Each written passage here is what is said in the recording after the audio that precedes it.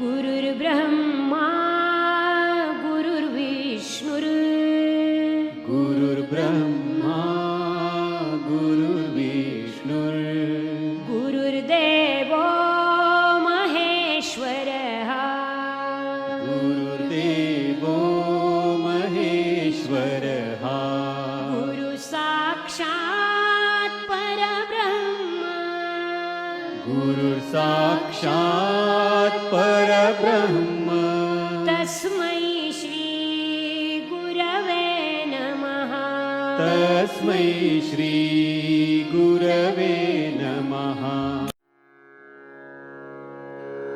ॐ नमो भगवते वासुदेवाय ॐ नमो भगवते वासुदेवाय ॐ नमो भगवते वासुदेवाय ॐ नमो भगवते वासुदेवाय ॐ नमो भगवते वासुदेवाय वासुदेवाय वासुदेवाय। प्रेम से बोलो श्री कृष्ण भगवान की जय, भोलेनाथ भंडारी की जय। प्यारे मित्रों, भक्तों, श्री हरि सचित्र श्री भागवत सुधा सागर सुख सागर भगवान वेद व्यास कृत श्रीमद् भागवत 12 स्कंदों की सरल हिंदी व्याख्या श्लोक सहित प्रस्तुति की जा रही है। राजेंद्र कुमार सूर्यवंशी भगवान श्री कृष्ण की चरणों की धूल उनके शिष्य के मुख के द्वारा अमृतवाणी भगवान का यज्ञ का प्रसाद आप तक वितरण करा रहे हैं। मित्रों, लेना मत भूलिए। प्रेम से बोलो श्री कृष्ण भगवान की जय। भक्तों, मित्रों, 9वें स्कंद का 18वां अध्याय हम शुरू करने जा रहे हैं। 16वें अध्याय में यज्ञों में उन्होंने पूर्व दिशा होता को, दक्षिण दिशा ब्राह्मण को, पश्चिम दिशा अध्रव्युग को और उत्तर दिशा समागान करने वाले उद्गाता को दे दिया। तो प्रेम से बोलो श्री कृष्ण भगवान की जय। तो मित्रों, 17वां अध्याय हम प्रारंभ कर रहे हैं। छत्रवृद्ध रजी आदि राजाओं के वंश का वर्णन श्री सुखदेव जी कहते हैं, परीक्षित, राजेंद्र पूर्वा का एक पुत्र था। आयु उसके 5 लड़के हुए और नाहुस, छत्रवृद्ध, रजी, शक्तिशाली, रंभ और अनेना। अब छत्रवृद्ध का वंश सुनो। छत्रवृद्ध के पुत्र थे सुहोत्र। सुहोत्र के 3 पुत्र हुए, कश्यप, कुश और गुत्समद।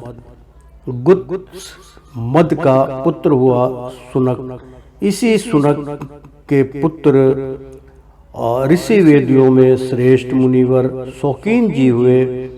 कश्यप का पुत्र काशी, काशी का राष्ट्र का धृततामा और धृततामा के धन्वंतरी। यही आयुर्वेदिक के प्रवर्तक हैं। धन्वंतरी का नाम आपने सुना होगा मित्रों। इसी से जो है आयुर्वेदिक उत्पन्न हुआ।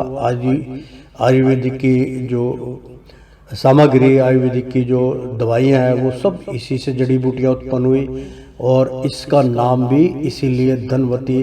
कभी आप इसकी किताब देखेंगे तो किताब के मुख्य पेज पे लिखा होता है कि धृगतामा के धनवती, मतलब धनवंतरी के नाम से पुस्तक पे लिखा जाता है। धनवंतरी से यही आयुर्वेदिक के प्रवर्तक है। ये यज्ञ भाग के भोक्ता और भगवान वासुदेव के अंश है। इनके स्मरण मात्र से ही सब प्रकार के रोग दूर हो जाते हैं। धन्वंतरी का पुत्र हुआ केतुमान और केतुमान का भीमर था और भीम रथ का दिवोदास और दिवोदास का धूमान, जिसका एक नाम था पर्तदृण भी है। यही धूमान शत्रुजीत, वत्सल, ऋतध्वज और कुवल यज्ञ यश के नाम से भी प्रसिद्ध है। ध्रुमान के ही पुत्र अलर्क आदि हुए। परीक्षित, अलर्क के सिवा और किसी राजा ने 66,000 यानी कि 66,000 वर्ष तक युवा रहकर पृथ्वी का राज्य नहीं भोगा।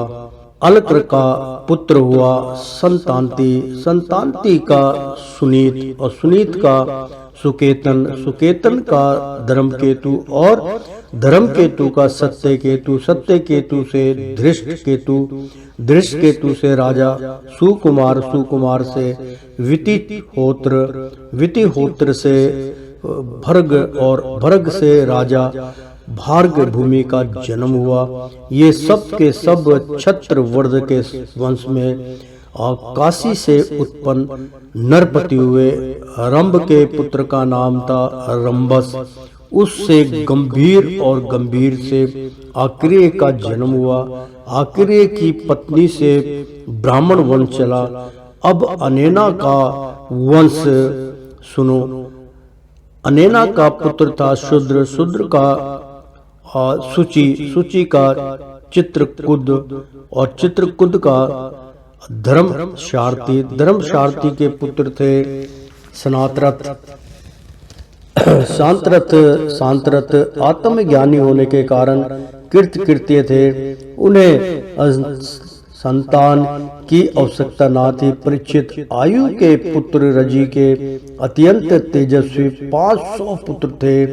देवताओं की प्रार्थना से रजी ने दैत्यों का वध करके इंद्र को स्वर्ग का राज्य दिया, परंतु वे अपने प्रहलाद आदि शत्रुओं से भयभीत रहते थे, इसलिए उन्होंने वह स्वर्ग फिर राजी को लौटा दिया और उनके चरण पकड़कर उन्हीं को अपनी रक्षा का भार भी सौंप दिया। जब राजी की मृत्यु हो गई तब इंद्र के मांगने पर भी रजी के पुत्रों ने स्वर्ग नहीं लौटाया, वे स्वयं ही यज्ञों का भाग भी ग्रहण करने लगे। तब गुरु बृहस्पति जी ने इंद्र की प्रार्थना से अभिचार विधि से हवन किया, इससे वे धर्म के मार्ग से भ्रष्ट हो गए। तब इंद्र ने अनायास ही उन सब रजी के पुत्रों को मार डाला, उनमें से कोई भी ना बचा। छत्रवृद्ध के पौत्र कुश से प्रति से संजय और संजय से जय का जय हुआ, जय का जन्म हुआ। जय से कृत, कृत से राजा हरवन, हरवन से महादेव, सहदेव से हीन और हीन से जैसे नामक पुत्र हुआ। जैसेन का संकृति, संकृति का पुत्र हुआ महारथी वीर शिरोमणि जय। छत्रवृद्ध की वंश परंपरा में इतने ही नरपति हुए। अब नहुंस वंश का वर्णन सुनो। प्रेम से बोलो श्री कृष्ण भगवान की जय। और श्रीमन नारायण नारायण हरि हरि। प्रेम से बोलो श्री कृष्ण भगवान की जय। प्यारे भक्तों, श्री भागवत का नवम स्कंद का 17वां अध्याय संपन्न हुआ। 18वां अध्याय हम प्रारंभ करने जा रहे हैं। यचाति चरित्र। प्रेम से बोलो श्री कृष्ण भगवान की जय।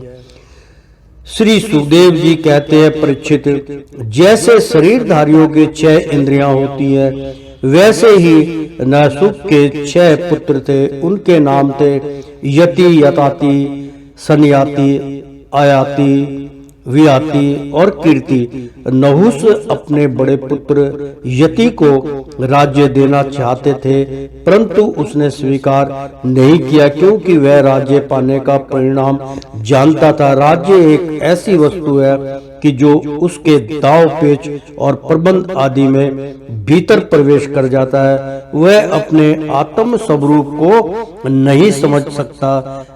जब इंद्रपति सची से सहवास करने की चेष्टा करने के कारण नेहुस को ब्राह्मणों ने इंद्र पद से गिरा दिया और अजगर बना दिया, तब राजा के पद पर यताति बैठे। यताति ने अपने 4 छोटे भाइयों को 4 दिशाओं में नियुक्त कर दिया और स्वयं शुक्राचार्य की पुत्री देवयानी और दैत्यराज वृषपर्वा की पुत्री अशर्मिष्ठा को पत्नी के रूप में स्वीकार करके पृथ्वी की रक्षा करने लगा।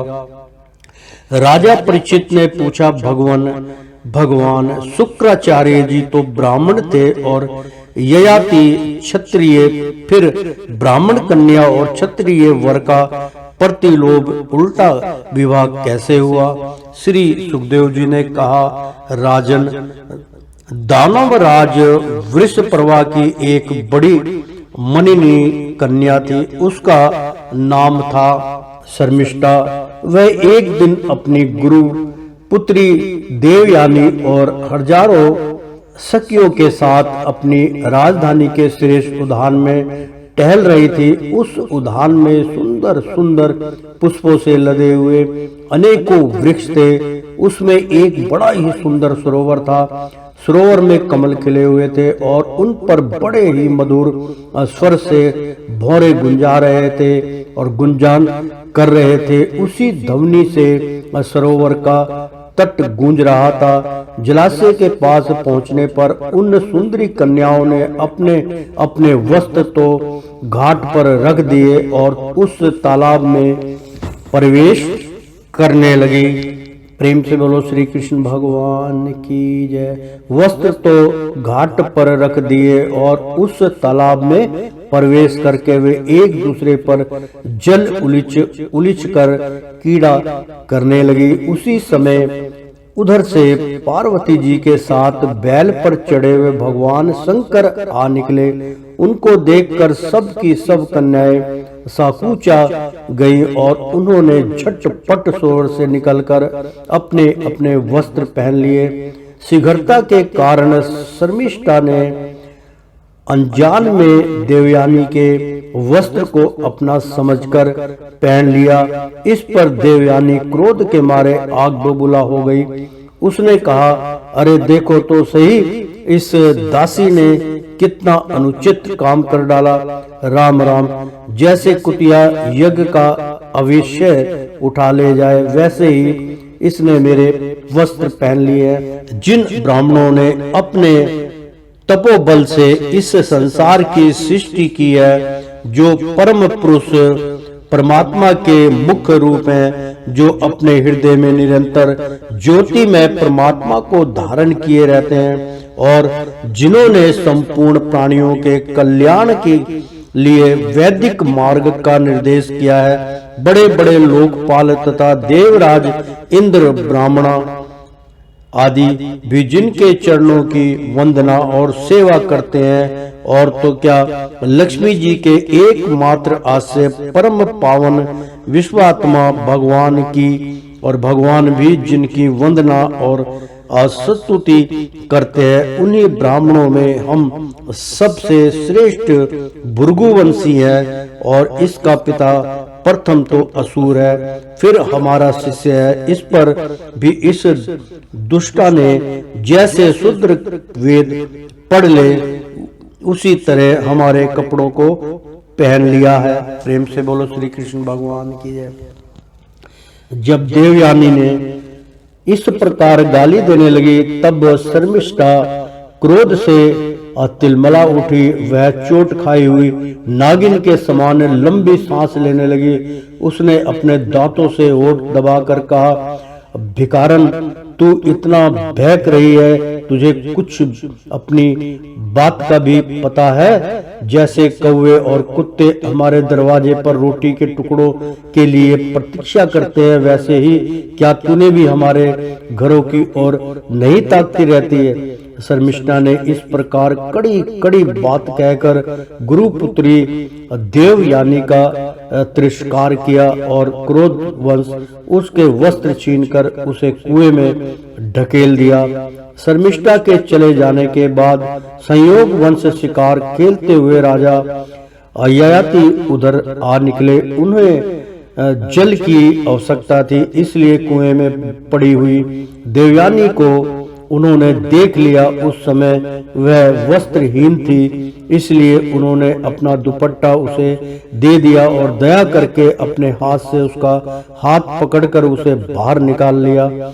देवयानी ने प्रेम भरी वाणी से वीरयाति से कहा, वीर शिरोमणि राजन, आप अपने मेरा हाथ पकड़ा है। अब जब आपने मेरा हाथ पकड़ लिया तब कोई दूसरा इसे ना पकड़े। वीरश्रेष्ठ, कुएं में गिर जाने पर मुझे तो आपका आचरण अचानक दर्शन हुआ है। यह भगवान का ही किया हुआ संबंध समझना चाहिए। इसमें हम लोगों की या और किसी मनुष्य की कोई चेष्टा नहीं है। वीर श्रेष्ठ, पहले मैंने बृहस्पति के पुत्र कचो को शाप दे दिया था, इस पर उसने भी मुझे शाप दे दिया। इसी कारण ब्राह्मण मेरा अपरिणी ग्रहण नहीं कर सकता। यताति को शस्त्र प्रतिकूल होने के कारण यह संबंध अभिष्ट तो ना था, परंतु उन्होंने देखा कि प्रारब्ध ने स्वयं ही मुझे उस उपहार दिया है और मेरा मन भी इसकी ओर खिंच रहा है, इसलिए ययाति ने उसकी बात मान ली। प्रेम से बोलो श्री कृष्ण भगवान की जय। अर्थात मित्रों, उच्चारण, बृहस्पति का पुत्र कच्छ शुक्राचार्य जी से मित्र संजीवनी विधा पढ़ता था। अध्ययन समाप्त करके जब वह अपने घर जाने लगा तो देवयानी ने उसे वर्णन करना चाहा, परंतु गुरुपुत्री होने के कारण कच्छ ने उसका प्रस्ताव स्वीकार नहीं किया। इस पर देवयानी ने उसे शाप दे दिया कि तुम्हारी पड़ी हुई विद्या निष्फल हो जाए। कच्छ ने भी उसे शाप दिया कि कोई भी ब्राह्मण तुम्हें पत्नी रूप में स्वीकार ना करेगा। प्रेम से बोलो श्री कृष्ण भगवान की जय। वीर राजा यात्री तब चले गए। तब देवयानी रोती पीटती अपने पिता शुक्राचार्य के पास पहुंची और शर्मिष्ठा ने जो कुछ किया था वह सब उन्हें कह सुनाया। शर्मिष्ठा के व्यवहार से भगवान शुक्राचार्य जी का भी मन उचट गया। वे पुरोहित ताई की निंदा करने लगे। उन्होंने सोचा कि इसकी अपेक्षा तो खेत या बाजार में से कबूतर की तरह कुछ बिन कर खा लेना अच्छा है। अतः अपनी कन्या देवयानी को साथ लेकर वे नगर से निकल पड़े। जब वृक्ष प्रभा को यह मालूम हुआ तो उनके मन में यह शंका हुई कि गुरुजी कहीं शत्रुओं की जीत ना करा दे अथवा मुझे शाप ना दे दे। अतएव वे उनको प्रसन्न करने के लिए पीछे पीछे गए और रास्ते में उनके चरणों पर सिर के बल गिर गए। भगवान शुक्राचार्य का क्रोध तो आधे ही क्षण का था। उन्होंने वृषप्रभा से कहा, राजन, मैं अपनी पुत्री देवयानी को नहीं छोड़ सकता, इसलिए इसकी जो इच्छा हो तुम पूरी कर दो, फिर मुझे लौट चलने में कोई आपत्ति ना होगी। जब वृषप्रभा ने ठीक है कहकर उनकी आज्ञा स्वीकार कर ली, तब देवयानी ने अपने मन की बात कही। उसने कहा, पिताजी, मुझे जिस किसी को दे दें और मैं जहाँ कहीं जाऊं शर्मिष्ठा अपनी सहेलियों के साथ मेरी सेवा के लिए वहीं चले। शर्मिष्ठा ने अपने परिवार वालों को संकट और उनके कार्य का गौरव देखकर देवयानी की बात स्वीकार कर ली। वह अपनी 1000 सहेलियों के साथ दासी के समान उसकी सेवा करने लगी। शुक्राचार्य ने देवयानी का विवाह राजा ययाति के साथ कर दिया और शर्मिष्ठा को दासी के रूप में देखकर उससे कह दिया, राजन, इसको अपनी रोज पर कभी न आए और न ही आने देना। परीक्षित कुछ ही दिनों बाद देवयानी पुत्रवती हो गई। उसको पुत्रवती देखकर एक दिन शर्मिष्ठा ने भी अपने ऋतुकाल में देवयानी के पति यताति से एकांत में सहवास की याचना की। शर्मिष्ठा की पुत्र के लिए प्रार्थना धर्म संगत है, यह देखकर धर्म यज्ञ राजा ययाति ने शुक्राचार्य की बात याद रहने पर भी यह निश्चय किया कि समय पर प्रारब्ध के अनुसार जो होना होगा हो जाएगा। देवयानी के 2 पुत्र हुए, यदु और तुर्वसु, तथा वृषपर्वा की पुत्री शर्मिष्ठा के 3 पुत्र हुए, द्रोहा, अनु और पुरु। जब माननी देवयानी को यह मालूम हुआ कि शर्मिष्ठा को भी मेरे पति के द्वारा ही गर्भ रहा था, तब वह क्रोध से बेसुध होकर अपने पिता के पास और पिता के घर चली गई। कामी याचिति ने मीठी मीठी बातें, अनुयायी विनय और चरण दाबने आदि के द्वारा देवयानी को मानने की चेष्टा की। उसके पीछे पीछे वहां तक गए भी, परंतु मना ना सके। शुक्राचार्य जी ने भी क्रोध में भरकर याचाति से कहा, तू अत्यंत स्त्री लंपट, मंद बुद्धि और झूठा है। जा तेरे शरीर में वह बुढ़ापा आ जाए जो मनुष्य को कुरूप कर देता है। यचाति ने कहा, ब्राह्मण, आपकी पुत्री के साथ विशेष भोग करते करते अभी मेरी तृप्ति नहीं हुई है। इस शाप से तो आपकी पुत्री का भी अनिष्ट ही है। इस पर शुक्राचार्य ने कहा, अच्छा जाओ, जो प्रसन्नता से तुम्हें अपनी जवानी दे दे उससे अपना बुढ़ापा बदल लो। शुक्राचार्य ने जब ऐसी व्यवस्था दे दी, तब अपनी राजधानी में आकर यचाति ने अपने बड़े पुत्र यदु से कहा, बेटा, तुम अपनी जवानी मुझे दे दो और अपने नाना का दिया हुआ यह बुढ़ापा तुम स्वीकार कर लो, क्योंकि मेरे प्यारे पुत्र, मैं अभी विषयों से तृप्त नहीं हुआ हूँ, इसलिए तुम्हारी आयु लेकर मैं कुछ वर्षों तक और आनंद भोगूंगा। यदु ने कहा, पिताजी, बिना समय के ही प्राप्त हुआ आपका बुढ़ापा लेकर तो मैं जीना भी नहीं चाहता, क्योंकि कोई भी मनुष्य जब तक विषय सुख का अनुभव नहीं कर लेता तब तक उसे उससे वैराग्य नहीं होता। परीक्षित, इसी प्रकार तुर्वसु, द्रोहा और अनुने ने भी पिता की आज्ञा स्वीकार कर ली और कर दी। सच पूछो तो उन पुत्रों को धर्म का तत्व मालूम नहीं था। वे इस अनित्य शरीर को भी ही नित्य मानने बैठे थे। अब यताति ने अवस्था में सबसे छोटे किंतु गुणों में बड़े अपने पुत्र पुरुआ को बुलाकर पूछा और कहा, बेटा, आपने बड़े भाइयों के समान, तुम्हें तो मेरी बात नहीं टालनी चाहिए। पुरवा ने कहा, पिताजी, पिता की कृपा से मनुष्य को परम पद की प्राप्ति हो सकती है। वास्तव में पुत्र का शरीर पिता का ही दिया हुआ है। ऐसी अवस्था में ऐसा कौन है जो इस संसार में पिता के उपकारों का बदला चुका सके। उत्तम पुत्र तो वह है जो पिता के मन की बात बिना कहे कर दे।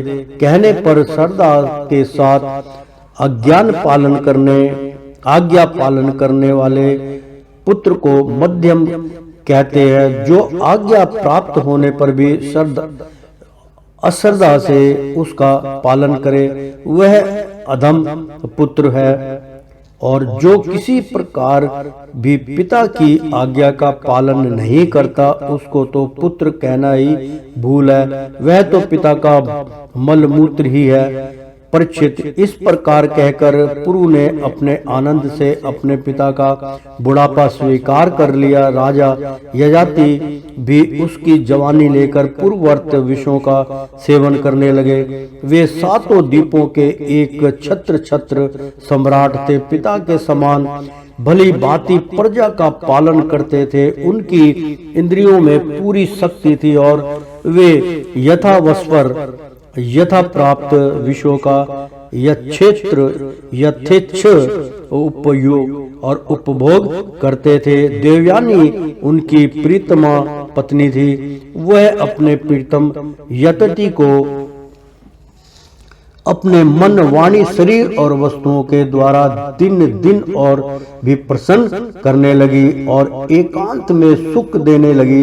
राजा यतति ने समस्त वेदों के प्राप्ति बाद स्वर्गदेव स्वरूप यज्ञ पुरुष भगवान श्री हरि का बहुत से बड़ी बड़ी दक्षिणा वाले यज्ञों से यंजन किया। जैसे आकाश में दल के दल बादल दिखते हैं और कभी नहीं भी दिखते, वैसे ही परमात्मा के स्वरूप में यह जगत सोपन माया और मनोराज्य के समान कल्पित है। यह कभी अनेक नाम और रूपों के रूप में प्रतीत होते हैं और कभी नहीं भी। वे परमात्मा सबके हृदय में विराजमान है। उनका स्वरूप सूक्ष्म से भी सूक्ष्म है। उन्हीं सर्वशक्तिमान सर्वव्यापी भगवान श्री नारायण को आपने हृदय में स्थापित करके राजा यतति के निष्काम भाव से उनका यंजन किया। इस प्रकार 1000 वर्ष तक उन्होंने अपनी उच्च डल इंद्रियों के साथ मन को जोड़कर उसके प्रिय विषयों को भोगा, परंतु इतने पर भी चक्रवर्ती सम्राट यतति की भोगों से तृप्ति ना हो सकी। तो श्रीमन नारायण नारायण हरि हरि, तेरी लीला सबसे न्यारी न्यारी, बोलो हरि हरि। एक बार बोल दो ना राधे राधे। प्यारे भक्तों, मित्रों, श्री भागवत का 9वां स्कंद का 18वां अध्याय संपन्न हुआ। 19वां अध्याय हम प्रारंभ करने जा रहे हैं। प्रेम से बोलो श्री कृष्ण भगवान की जय। 9वां स्कंद का 19वां अध्याय यतति का गृह त्याग। यतति बहुत भोगविलासी राजा थे और इसलिए इनके बारे में जो बतलाया गया आप सुन ही रहे हैं, मोह में फंसे हुए थे। तो श्री सुखदेव जी कहते हैं, परीक्षित, राजा ययाति इस प्रकार स्त्री के वश में होकर विषयों का उपभोग करते रहे। एक दिन जब अपने अधपतन पर दृष्टि गई तब उन्हें बड़ा वैराग्य हुआ और उन्होंने अपनी प्रिय पत्नी देवयानी से इस कथा का गान किया। गाथा कही, अब भृगु नंदिनी तुम यह गाथा सुनो। पृथ्वी में भी मेरे ही समान विषय का यह सत्य इतिहास है। ऐसे ही ग्रामवासी विषय पुरुषों के संबंध में वनवासी जितेंद्रियां पुरुष दुख के साथ विचार किया करते हैं। इस इनका कल्याण कैसे होगा। एक था बकरा, वह वन में अकेला ही अपने को प्रिय लगने वाली वस्तु ढूंढता हुआ घूम रहा था। उसने देखा कि अपने कर्मवश एक बकरी कुएं में गिर पड़ी है। वह बकरा बड़ा कामी था। वह सोचने लगा कि इस बकरी को किस प्रकार कुएं से निकाला जाए। प्रेम से बोलो श्री कृष्ण भगवान की जय। बहुत सुंदर प्रसंग मित्रों। उसने देखा कि अपने कर्म वंश एक बकरी कुएं में गिर गई है। बकरे ने देखा यानी कि पड़ी है। वह बकरा बड़ा कामी था। वह सोचने लगा कि इस बकरी को किस प्रकार कुएं से निकाला जाए। उसने अपने सींग से कुएं के पास एक धरती खोद डाली और रास्ता तैयार कर लिया। जब वह सुंदरी बकरी कुएं से निकली तो उसने उस बकरे से ही प्रेम करना चाहा। वह दाढ़ी मूछ मंडित बकरा, हष्ट पुष्ट जवान बकरियों को सुख देने वाला, विहार कुशल और बहुत प्यारा था। जब दूसरी बकरियों ने देखा कि कुएं में गिरी हुई बकरी ने उसे अपना प्रेम पात्र चुन लिया है, तब उन्होंने भी उसी को अपना पति बना लिया। वे तो पहले से ही पति की तलाश में थीं। उस बकरे के सिर पर काम रूप पिशाच सवार था। वह अकेला ही बहुत सी बकरियों के साथ विहार करने लगा और अपनी सब सुध बुद्ध खो बैठा। जब उसकी कुएं में से निकाली हुई प्रीतमा बकरी ने देखा कि मेरे पति तो अपनी दूसरी प्रीतमा बकरी से विहार कर रहा है, तो उससे बकरे की यह करतूत सहन ना हुई। उसने देखा कि यह तो बड़ा कामी है, इसके प्रेम का कोई भरोसा नहीं है और यह मित्र के रूप में शत्रु का काम कर रहा है। अतः वह बकरी इंद्रिया लुप बकरे को छोड़कर बड़े दुख से अपने पालने वाले के पास चली गई। वह दिन कामी बकरा उसे मनाने के लिए में करता हुआ उससे पीछे पीछे चला, परंतु उसे मार्ग में मना ना कर सका। उस बकरी का स्वामी एक ब्राह्मण था। उसने क्रोध में आकर बकरे के लटकते हुए अंडकोश को काट दिया, परंतु फिर उसे बकरी का ही भला करने के लिए फिर से उसे जोड़ भी दिया। उसे इस प्रकार के बहुत से उपाय मालूम थे।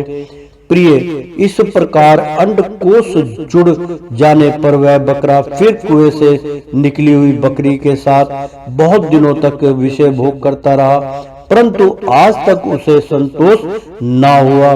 सुंदरी, मेरी भी यही दशा है। तुम्हारे प्रेम पास में बंद कर मैं भी अत्यंत दीन हो गया। तुम्हारी माया से मोहित होकर मैं अपने आप को भूल गया हूँ। प्रिय, पृथ्वी में जितने भी धान्य, चावल, जौ आदि स्वर्ण पशु और स्त्रियां हैं, वे सब के सब मिलकर भी उस पुरुष के मन को संतुष्ट नहीं कर सकते जो कामनाओं के प्रहार से जर्जर हो रहा है। विषयों के भोगने से भोग वासना कभी शांत नहीं होती। मित्रों, बहुत सुंदर प्रसंग है। मैंने कई बार इसका उच्चारण किया है कि जो प्राणी बहुत ज्यादा किसी चीज का भी भोग अर्पण करते हैं, भोग में गिरते हैं, भोग विलास समझ लो, खाने पीने का भोग करना, मीट मांस का प्रयोग करना, मदिरा पन्ना, नशेला करना, पर नारियों पे दृष्टि जमाना, जो इन कर्मों में जुड़े रहते हैं उनका ये कर्म संपूर्ण नहीं होता, क्योंकि तृष्णा कभी समाप्त नहीं होती है। उसी में वो आकाश हो जाता है और आसक्त होने के कारण फिर उसको वो कर्म भोग जो प्राप्त करना चाहता है, जब वो वृद्ध अवस्था में जाएगा, जब हड्डियां काम नहीं करेंगे, इंद्रियां सारी खत्म हो जाएंगी, तब पश्चाताप होगा, तब प्रभु से जुड़ना चाहेगा, तो वही सत्य है जिसका भोग किया है वो आसक्त उन्हीं में रहेगा और फिर अगला जन्म भी उन्हीं के लिए तैयार मिलेगा, फिर नरक में। क्योंकि ये पृथ्वी मृत्यु लोक का मतलब होता है कि ये नरक लोक है, इसी में आपको फेंक दिया जाएगा।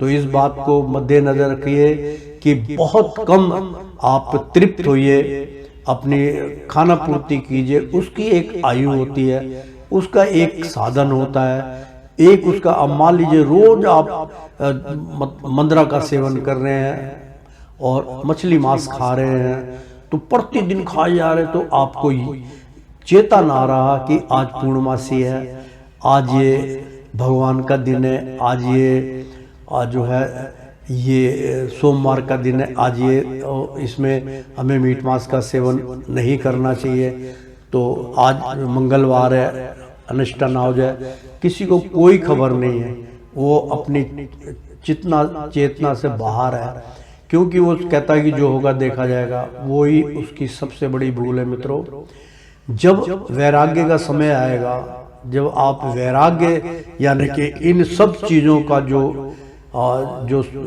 चीज़ों का सेवन कर रहे, जो आपका मोह है, इन सब से जब वैराग्य उत्पन्न होगा तो मित्रों आपके को वैराग्य उत्पन्न नहीं होगा।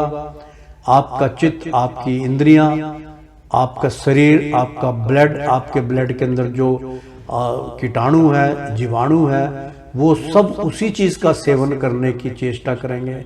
फिर आप उनका त्याग नहीं कर सकते, मृत्यु का त्याग हो जाएगा, भुगतान भुगतना ही पड़ेगा। तो प्रेम से बोलो श्री कृष्ण भगवान की जय।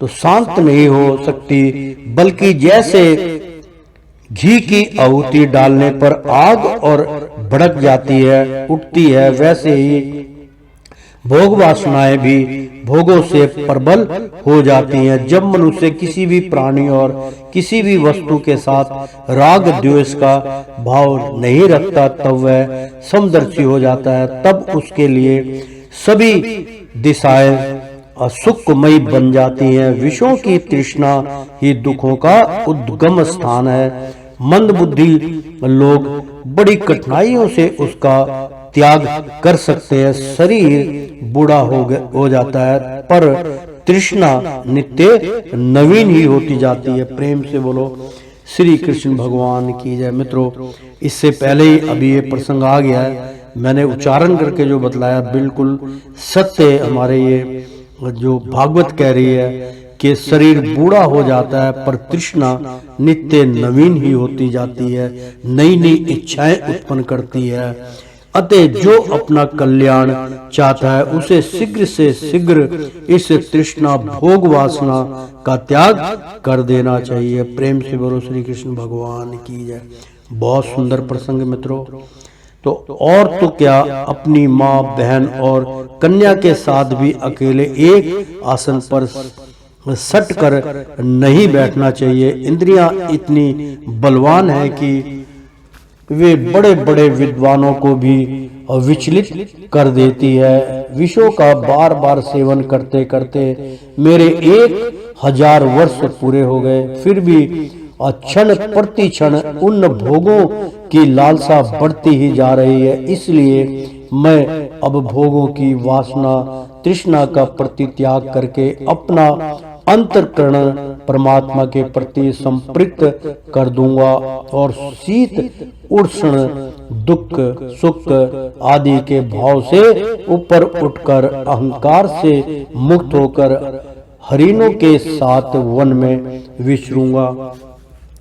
लोक परलोक दोनों के ही भोग असक्त हैं। बड़ा सुंदर प्रसंग है मित्रों, आप ध्यान से सुनिएगा इस प्रसंग को कि लोक परलोक यानी कि लोक तो ये है जिसमें हम रह रहे हैं, लोक और परलोक जो परे का लोक है, जिसको 14 लोकों में जिसकी गिनती है। तो लोक परलोक दोनों के ही भोग असक्त है, यानी कि दोनों के भोगों के अधीन बंदे को नहीं होना चाहिए कि दोनों आसक्त हैं। ऐसा समझकर ना तो उनका चिंतन करना चाहिए और ना भोग ही। यानी कि अगर आपने अपनी मनोकामना पूर्ण करने के लिए बहुत भक्ति वेदना पता नहीं क्या क्या ग्रंथ का उच्चारण किया, उचित मार्ग पकड़ा, अज्ञानता का पथ त्याग कर ज्ञान के प्रति चले गए, आप जो है आपके मन में वैराग्य उत्पन्न हो गया। परंतु मित्रों, भक्तों, किसके प्रति आपका वैराग्य उत्पन्न हुआ? क्या कामना है आपके अंदर? कहने का तात्पर्य यही है कि जो कामना कृत है, अगर वो आपने कामना की है स्वर्गलोक की, तो वो स्वर्गलोक का क्रम आपको ये सब चाहने से नहीं मिलेगा। केवल भक्ति वेदना भक्ति से ही आप किसी चीज की, क्योंकि फिर तो आप स्वयं मालिक बन गए। बहुत सुंदर मैं इसका उच्चारण करके बतला रहा हूं मित्रों। अगर आप इससे बेमुख रह गए, मान लीजिए कि लोक परलोक दोनों के ही भोग असक्त हैं, यानी कि दोनों जो भोग प्रक्रिया है वो आपके लिए ठीक नहीं, ऐसा समझकर ना तो उनका चिंतन करना चाहिए और ना भोगी, तो फिर हमें करना क्या चाहिए? आगे ना बात मित्रों, तो समझना चाहिए कि उनके चिंतन से ही जन्म मृत्यु रूप संसार की प्राप्ति होती है, और उनके भोगों से तो आत्मनाश ही हो जाता है। वास्तव में इनके रहस्य को जानकर इनसे अलग रहने वाला ही आत्मज्ञानी है। मित्रों, बहुत सुंदर प्रसंग है, क्योंकि मुझे अवसर मिलता है तो मैं इसका उच्चारण करके जरूर बतलाता हूँ आपको। तात्पर्य ये हुआ, इस भागवत में जो संपूर्ण यज्ञ का प्रसाद आपको प्राप्त हो रहा है, तो इसमें बहुत सुंदर इन्होंने व्याख्या की है कि भाई अगर मान लीजिए लोक परलोक की अगर हम बात ना करें, हम भगवान की इच्छा ना करें, तो हम भक्ति कैसे करें? बिना इच्छा के भक्ति कैसे होगी? मित्रों, बहुत सरल हम आपको बतलाते हैं कि जब बिना कर्म किए तो फल आपको नहीं मिलेगा, परंतु बिना इच्छा किए कैसे फल प्राप्त होगा, वो हम आपको इसका जो गुणक रहस्य वो हम बतला देते हैं। ये हरि के मुख की वाणी जो है वो मुझे बतला रहे, मैं आपको बतला रहा हूँ कि मित्रों, आप केवल चिंतन कीजिए। और चिंतन किसका करना है? किसी भी पाने की इच्छा का त्याग कर दीजिए। मन में कोई भी तृष्णा मत कीजिए। मन में आप बोल रहे कि राम राम राम राम राम राम राम राम कृष्ण कृष्ण कृष्ण कृष्ण, और चित्त में आपके कोई कन्या बसी हुई है, तो आपका जो चित्त है वो तो कन्या में चला गया, तो आसक्त हो गया ना उसमें, तो आपकी वाणी उस तक कैसे पहुंचेगी? नहीं पहुंचेगी। इसलिए आप चिंतन को बिल्कुल चित्त को निर्मल कर लीजिए।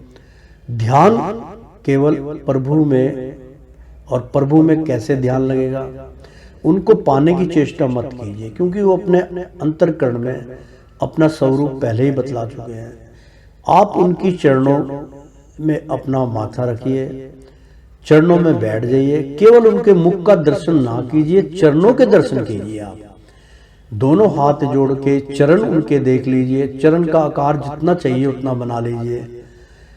बड़ा बना लीजिए तो आपको दिखेंगे नहीं, खाली आप अंदाजा नहीं लगा पाएंगे कि ये चरण है, क्योंकि उनका दिव्य रूप आप नहीं देख पाएंगे। इसलिए जैसे 7-8 फुट के इंसान का जो चरण होता है, 10 फुट के इंसान का चरण होता है, मतलब 7-8 फुट तक, 10 फुट तक चरण का आप कल्पना कर सकते हैं। और आंख मूछ कर उन्हीं के अंदर उनके पाँव में जो पाजेब है, उनके पाँव की खूबसूरती है, बस उसी में ध्यान लगाइए। अपनी मर्जी से नेत्रों को ऊपर मत कीजिए। त्रिकुटी से आप उसको देख रहे हैं, मूल ज्ञान है मित्रों। और उसके पश्चात वो आस्ते आस्ते स्वरूप अपने आप आपके सामने जो है प्रकाशित हो जाएगा। अपने आप ऊपर 1 साल में, 2 साल में, 6 महीने में, जैसे जैसे ध्यान होगा अपने आप पूरे, जैसे कि एक सूर्य भगवान जो है ना, सुदर्शन बाण, वो ही है पूरे विश्व के दाता।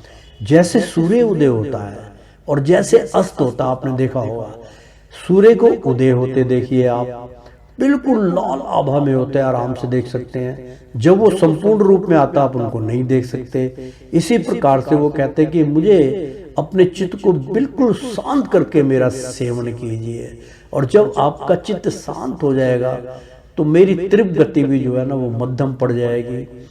आपके सारे विषय जो है वो सब समाप्त हो जाएंगे।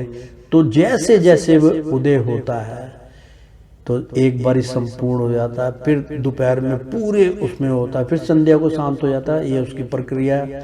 तो मित्रों, इसी प्रकार से उनके चरण की उत्पत्ति होती है। बिल्कुल थोड़े से आप नखून देख रहे हैं उनके, फिर आस्ते आस्ते आस्ते आस्ते अपने आप, लेकिन ऑटोमेटिकली होना चाहिए। उसकी कल्पना मत कीजिए आप कि मैंने पूरा मतलब ध्यान करना है, ऐसा नहीं करना मित्रों। आपने सिर्फ जहां तक हम बतला रहे हैं आपको वहां तक का ध्यान कीजिए। वो अपने आप स्वाभाविक रूप में आएंगे, कल्पना कृत वो नहीं आएंगे। अगर आपने वास्तु के दर्शन करने हैं तो इस प्रकार से उनके दर्शन आपको होंगे। तत्पश्चात आपको कुछ मांगने की जरूरत नहीं है। जब आपके कर्म संपूर्ण हो जाएंगे, भगवान की स्तुति हो जाए, सबसे पहले भगवान दर्शनार्थ होंगे, ज्ञान प्रदान होगा। वो फिर जहां स्थान दे उनकी इच्छा से होगा ना, हम अपनी इच्छा से कह देते मुझे तो स्वर्ग लोक की प्राप्ति चाहिए, तो कैसे मिल जाएंगे? मेरा तो स्वार्थ उसमें चला गया। जब मेरा स्वार्थ उसमें चला गया तो मुझे कैसे वो चीज की प्राप्ति होगी? अर्थात कभी नहीं होगी मित्रों। इस बात का हमेशा ध्यान रखना चाहिए। तो निष्काम भाव से आप सेवा कीजिए, कल्पना मत कीजिए। अब इसमें स्पष्ट कहा गया है कि उरे का और परे का लोभ छोड़ दीजिए। परे का मतलब परा 14 लोक, कि मैं इस लोक में जाना चाहता हूँ, मैं इसमें जाना चाहता हूँ, तो कामना कृत हो गया ना। अगर आप भगवान की प्रेरणा करते हैं, भगवान की शरणों में अपना शीश नमाते हैं, तो वो भगवान का देना। जब भगवान का आप कर्म करेंगे, भगवान का ही कर्म कर रहे हैं, उनके चरण की सेवा कर रहे हैं, उसमें अपना ध्यान केंद्र कर रहे हैं, उसमें आनंद ले रहे हैं, तो भगवान जब संपूर्ण रूप से जब संपूर्ण रूप उनका आपके सामने आ जाएगा, तो क्या सोचिए आप निष्फल जाएंगे। मतलब कहा है ना संपूर्ण गीता के अंदर कि भाई कर्म किए जा, फल की इच्छा मत करे इंसान। जैसे कर्म करेगा वैसे फल देगा भगवान। तो हमारे जो कर्म है वो ये है, तो हम कर्म करेंगे तो इच्छा का फल प्राप्त होगा ना, तो भगवान देंगे ना हमें फल। अभी हमने पूजा नहीं करी, हमने कर्म नहीं किए, और इच्छा देखो हमारी कि हम तो स्वर्ग लोग जाएंगे, कैसे चले जाओगे? हमारा राज पड़ा है? बिल्कुल नहीं। इस बात का मैं संपूर्ण रूप से खंडन करता हूं मित्रों। और ऐसा अचूक अनमोख ज्ञान भगवान स्वयं मुझे देते हैं और मैं आप तक पहुंचा देता हूं। ये भागवत चल रही है, इसको हम किसी भी तरीके से झुठला नहीं सकते। जहां पे इसमें लगता है कि यार ऐसी कल्पनाकृत बातें हैं, हम उसका संपूर्ण रूप से उच्चारण करके आपको बतलाते हैं कि इसका तात्पर्य ये है। तो प्रेम से बोलो श्री कृष्ण भगवान की जय। तो मृत्यु रूप संसार के प्राप्ति होती और उसके भोग से तो आत्म नाश हो जाता है। वास्तव में उनके रहस्य को जानकर इससे अलग रहना ही आत्म ज्ञानी है। परीक्षित यतिथि ने अपनी पत्नी से इस प्रकार कहकर पूर्व की जवानी उसे लौटा दी और उससे अपना बुढ़ापा ले लिया। यह इसलिए कि अब उनके चित्त में विषयों की वासना नहीं रह गई थी। इसके बाद उन्होंने दक्षिण पूर्व दिशा में द्रोहा, दक्षिण में युदु और पश्चिम में तुर्वसु और उत्तर में अनु को राज्य दे दिया। सारे भूमंडल की समस्त संपत्तियों के योगतम प्राप्त पुरुष को अपने राज्य पर अभिषिक्त करके तथा बड़े भाइयों को उसके अधीन बनाकर वे वन में चले गए। यद्यपि राजा ययाति ने बहुत वर्षों तक इंद्रियों से विषय भोग सुख भोगा था, परंतु जैसे पंख निकल जाने पर पक्षी अपना घोंसला तोड़ देता है, और वैसे ही उन्होंने एक क्षण में ही सब कुछ छोड़ दिया। वन में जाकर राजा यतिथि ने समस्त आसक्तियों से छुट्टी पा ली। आत्म साक्षात्कार के द्वारा उनका त्रिगुणी में लिंग शरीर नष्ट हो गया।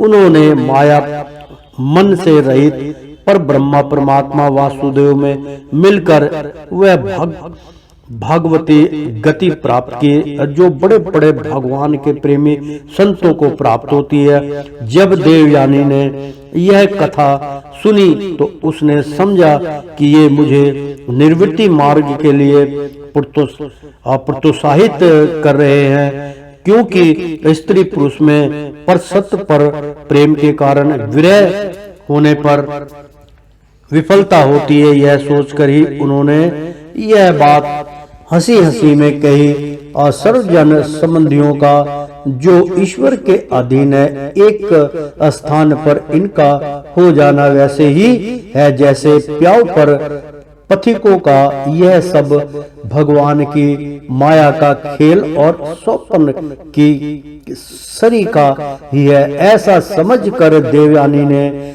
सब पदार्थों की आसक्ति त्याग दी और अपने मन को भगवान श्री कृष्ण में तन्मय करके बंधन के हेतु लिंग शरीर का परित्याग कर दिया। वह भगवान को प्राप्त हो गई। उसने भगवान को नमस्कार करके कहा, समस्त जगत के रचयिता और सर्वात्मन यामी सबके आश्रय स्वरूप स्वर शक्तिमान भगवान वासुदेव को नमस्कार है, जो परम शांत और अनंत तत्व है, उसे मैं नमस्कार करती हूँ। तो प्रेम से बोलो श्री कृष्ण भगवान की जय। एक बार बोल दो ना, राधे राधे। ओ श्रीमन नारायण नारायण हरि हरि, तेरी लीला सबसे न्यारी न्यारी, बोलो हरि हरि। ओ श्रीमन नारायण नारायण हरि हरि, ओ श्रीमन नारायण नारायण यसी सती। प्रेम से बोलो श्री कृष्ण भगवान की जय। एक बार बोल दो ना, राधे राधे। कृष्णम कृष्णम